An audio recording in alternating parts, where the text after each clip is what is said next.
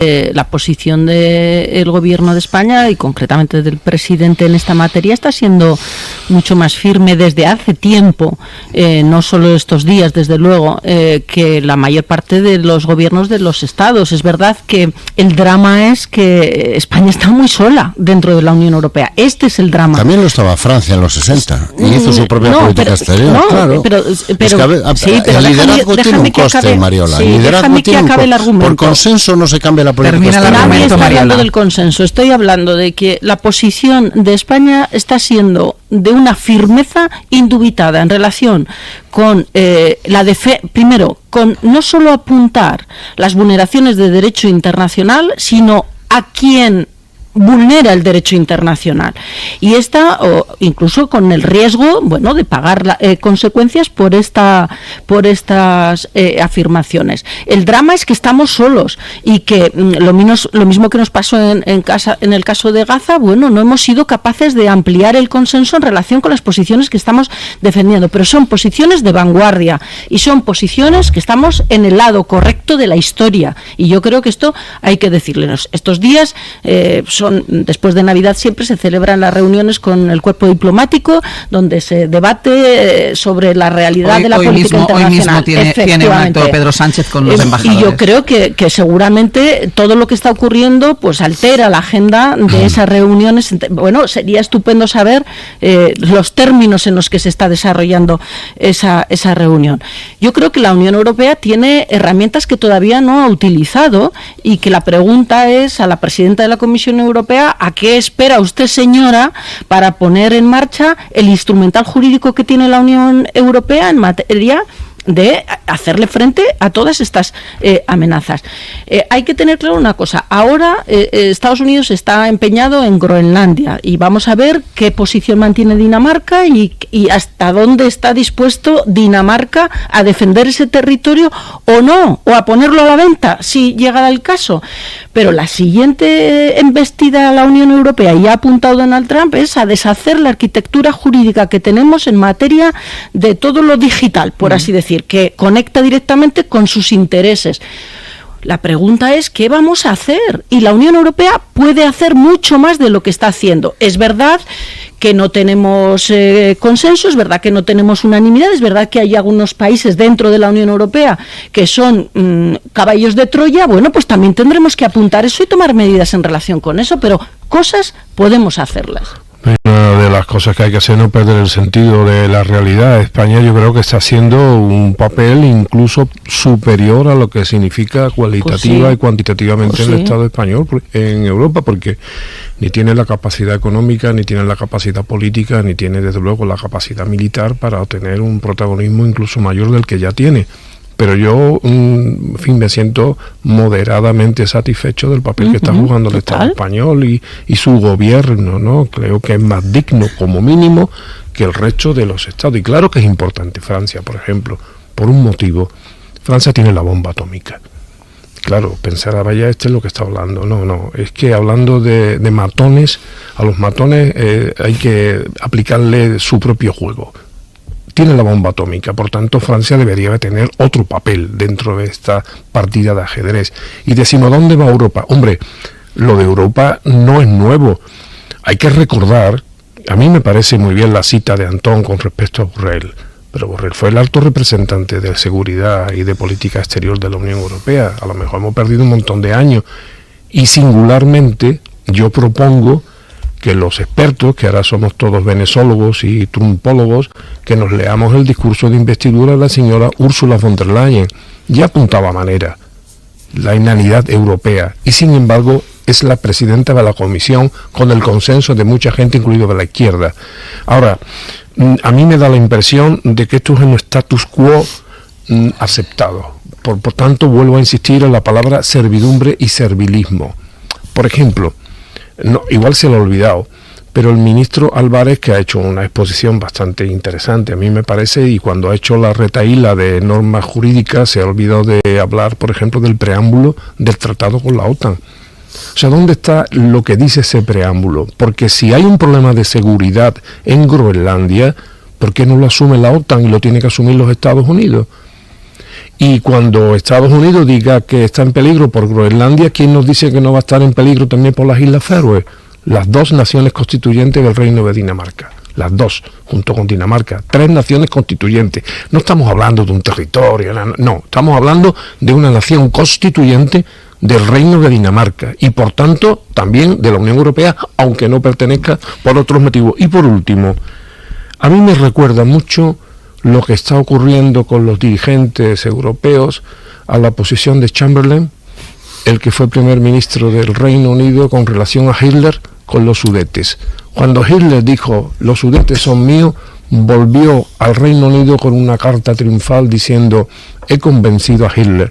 Hitler empezó con los Sudetes, siguió con Polonia y acabó metiéndonos en una de las mayores ruinas que nos ha metido algún dirigente de extrema derecha tirano, no rubio en este caso, en la historia europea. El rechazo que ha manifestado el gobierno y de lo que estábamos hablando precisamente ahora, lo que sí vemos es que la derecha y la ultraderecha en nuestro país se encuentra ahora mismo en una encrucijada porque está tratando de hacer equilibrios para evitar condenar las decisiones de Trump en Venezuela o en Groenlandia. Julia Molina, buenos días.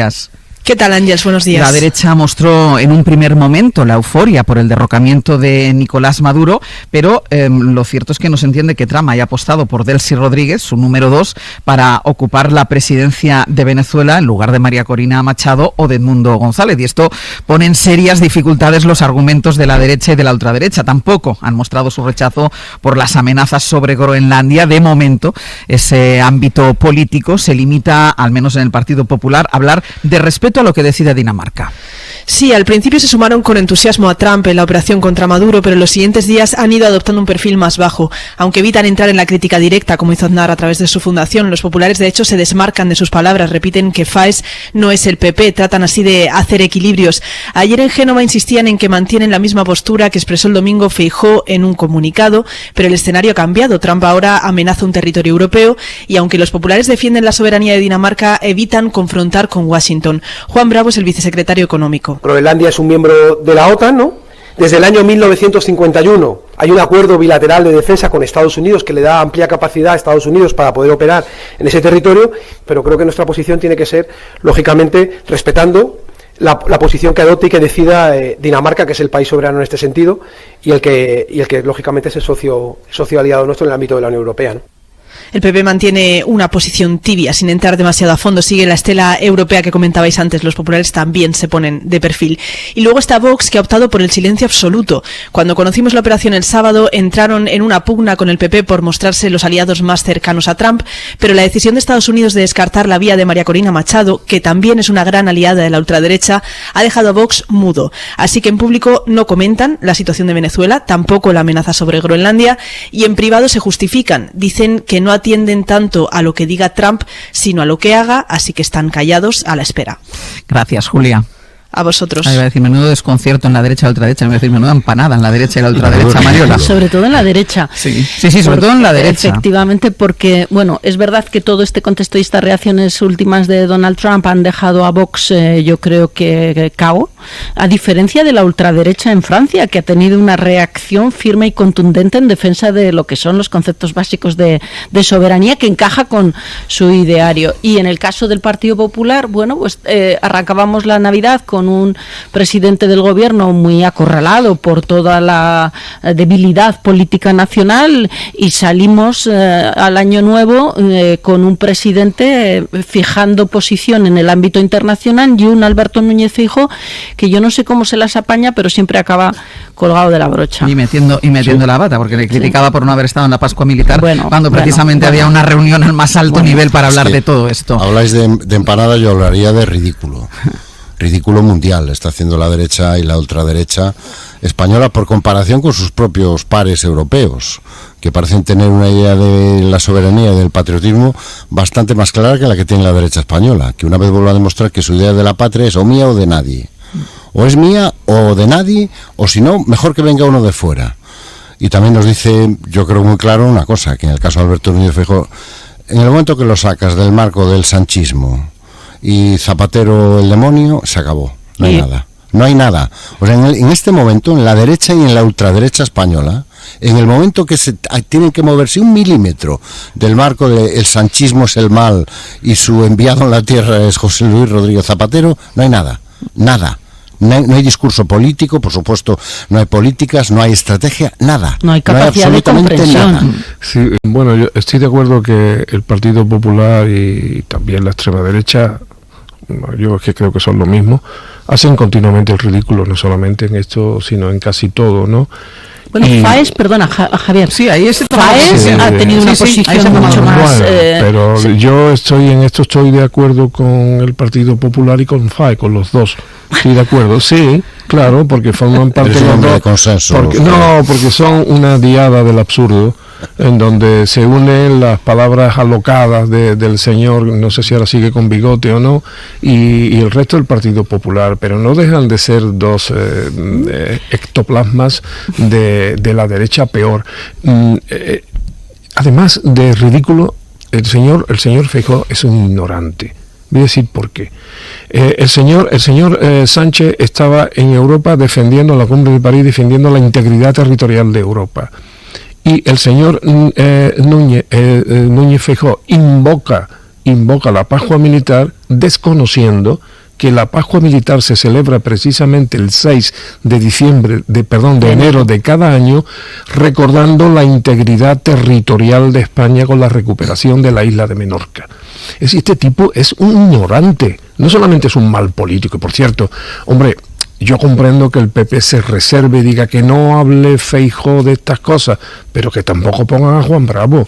Es que bueno, es que uno tras otro es una competencia en vez a ver quién es el más ridículo. De todas formas, Aroca, si no habla Feijóo de estas cosas, dime tú de qué tiene que hablar. Bueno, que hable. El problema es que habla en copto. Cuando habla en copto no entiende nada. No sé si tenemos capacidad de decir algo. Lamentablemente creo que cada vez menos. Alan, hace falta una decisión política para eso. O sea, es una cuestión de voluntad.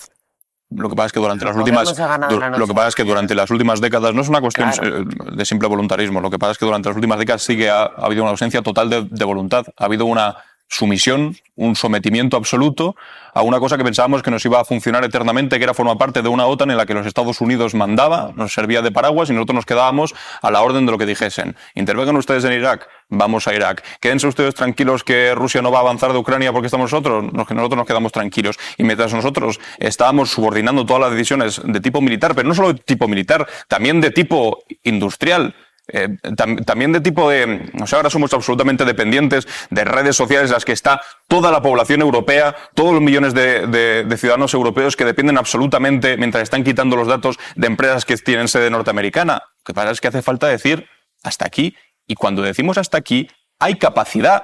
Yo creo que creernos esa realidad de que nosotros somos incapaces frente a dos polos que son muy poderosos y que nosotros somos los pobrecitos que tenemos que estar debajo de la protección de alguien es falsa. O sea, tenemos un mercado muy poderoso, un mercado rico. Europa ha sido capaz, y lo ha demostrado en el último siglo, en el siglo XX, de reconstruirse en tiempo récord, de hacer un esfuerzo de Estado muy poderoso, que sobre todo lo que asusta es a unos que nos han tenido muy bien posicionados bajo su ala. Acordaos de la discusión de los últimos meses de gastar el 5% de nuestro Producto Interior Bruto en comprarle armas a los Estados Unidos, básicamente para subir el 5% de gasto de todos los estados dentro de la OTAN. Una gran parte de países europeos, por no decir la mayoría, excepto España, aceptando muchas críticas dentro de nuestro país, de nuestra oposición, que decía, bueno, ¿cómo no vamos a estar con el resto de Europa? Dijeron que sí, se sometieron a una cosa que era también una imposición de un tipo, de Donald Trump, que ahora está diciendo, escuchen, ¿se acuerdan de esta gran inversión que van a hacer para comprar armas los Estados Unidos? Pues ahora además se van a dar cuenta de que esa inversión va a ser destinada a que ahora os amenace con que el ejército de mi país va a intervenir en Groenlandia en el caso de que ustedes no me la den. Bueno, pues por fortuna hubo una oposición que algunos decían que estábamos locos desde España, la que dijimos, mira, no se gasta un 5%, no se gasta un 5%, y ahora tal vez algunos se den cuenta de que esa es la línea que hay que transitar, y no quiere decir que no se gaste un 5% en defensa, porque igual sí que hace falta, pero defensa nuestra, no en someternos a lo que nos diga el señor Donald Trump que tenemos que dedicar ese 5%. Hay que cambiar esa lógica, una lógica que al final es de autonomía, de independencia, que es lo que nos ha faltado durante décadas. Pero para eso también tienes que tener una capacidad industrial que has perdido porque has decidido mandar tus fábricas a China, al sudeste asiático bueno, eso o a la otra orilla del Mediterráneo. Todas las fábricas estadounidenses también están en Asia. Es que y tiene una cuestión de voluntad, es decir, producimos aquí o no. Evidentemente nos falta. Vamos de entender al personaje, ¿no?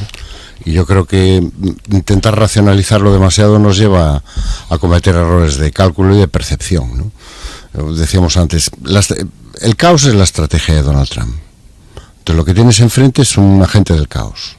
Lo cual no quiere decir que no sepa lo que quiere, claro que lo sabe, quiere que el derecho internacional sea lo que le interesa a Estados Unidos en cada momento. Pero es que lo que le interesa a Estados Unidos lo define él, y lo que a él le interesa cambia cada día. ¿Cuál es el plan para Venezuela? ¿Cuál es? ¿El de Marco Rubio o el que cada día va variando Trump? ¿Tenemos esa maravillosa estrategia en 3 pasos que acaban elecciones o va a ser un protectorado norteamericano durante décadas a cambio del petróleo? Entonces yo creo que el problema es que no acabamos de entender que lo que tenemos delante no es un actor internacional estándar. Es un actor internacional que hace del caos una estrategia y que tiene un objetivo efectivamente muy claro, que es el derecho internacional es lo que yo diga. Lo dijo el propio asesor de seguridad, este es nuestro hemisferio. Y en nuestro hemisferio tenemos que tener derecho a hacer lo que nos convenga. Eso es el resumen de la política de Estados Unidos y de la política Trump. ¿Qué es lo que nos conviene? Ahí está el factor de variabilidad. Lo que diga Trump en cada momento. Lo que diga Trump, no lo que diga Marco Rubio, no lo que diga su partido, no lo que diga su asesor, no, lo que diga Donald Trump. Frente a eso, bueno, podemos seguir con florituras, que si el derecho internacional, que si Europa, que si la fuerza de la ley, pero es que no es eso lo que tenemos enfrente. O sea, lo que tenemos enfrente es un actor que lo que quiere es maximizar su poder y su beneficio. Y eso solo se bloquea de otra manera, que es poniendo encima de la mesa, creo que lo decía ayer Borrell aquí en esta misma casa. Trump solo entiende un lenguaje, que es el lenguaje de la fuerza. Solo entiende ese lenguaje. Y la pregunta es si Europa está dispuesta a desarrollar la capacidad de poder emplear ese lenguaje. Y ahí, igual que yo no espero que vengan los votantes norteamericanos a salvarme, tampoco espero que vengan Francia y Alemania. O sea, España tiene que jugar un papel mucho más activo y mucho más decisivo. Llevamos 3 años diciendo que somos la locomotora económica de Europa, ¿sí o no? Pues igual que somos la locomotora económica de Europa, ¿por qué no podemos ser la locomotora de la política exterior de Europa? Bueno, en el pueblo norteamericano, estadounidense.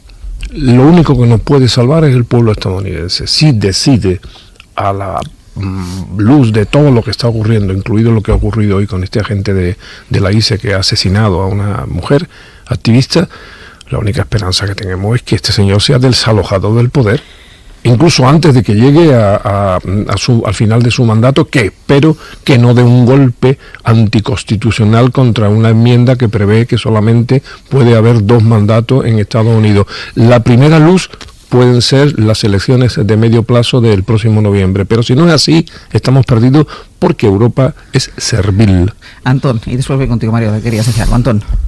Bueno, yo es que ahora entraremos en el tema de Groenlandia, de todas formas. Sí, yo tengo que confesar que a mí me supera Donald Trump.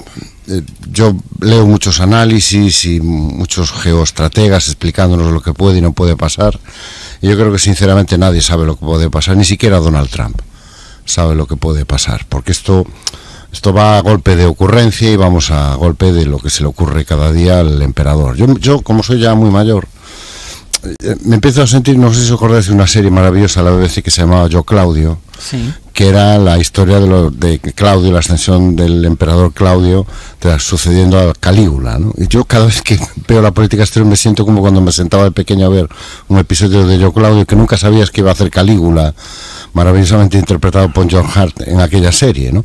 Mientras toda la corte intentaba adecuarse a los deseos del emperador, ¿no? Los ridiculizaba, los ajusticiaba, los mataba, los violaba, y todos competían al día siguiente por ver quién estaba más agradecido al emperador. Si visteis la locución esta de casi 1:30 que hizo ante los republicanos Donald Trump 48 horas después de lo de Venezuela, pues parecía exactamente un discurso de un emperador romano, riéndose de Macron, riéndose de los europeos, riéndose de sus propios aliados, riéndose de sus votantes, riéndose de todo el mundo y haciendo lo que le da la gana, ¿no?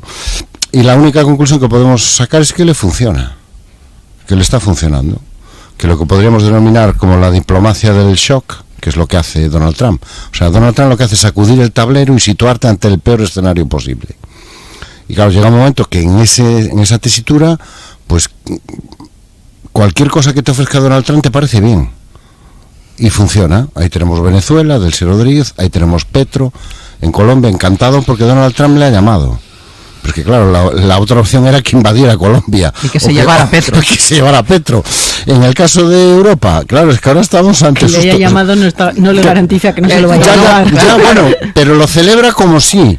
Porque te sitúa ante un escenario tan caótico en el cual él se mueve como pez en el agua, porque él es un hacedor de caos, y toda su vida ha sido un hacedor de caos, y ha hecho así todos sus negocios. Entonces, claro, sacude de tal manera el tablero, te lleva a un escenario de negociación, donde las únicas reglas las pone él, que cualquier cosa que te da, te parece bien.